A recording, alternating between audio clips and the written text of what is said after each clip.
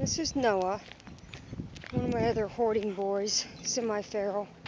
He does pretty well on a leash, unless he hears some noise and scares himself. For the most part, he does pretty well.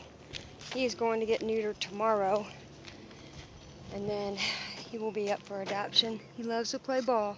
Is that a paper, Noah? It's okay. Come on, let's go.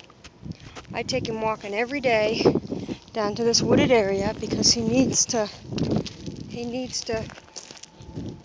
get used to the outdoors and different noises and stuff.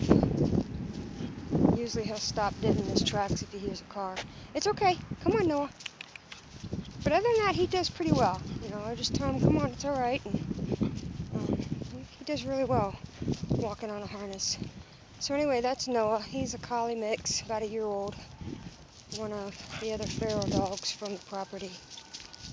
And he should be ready to go to his new home pretty soon. Right, Noah? Noah.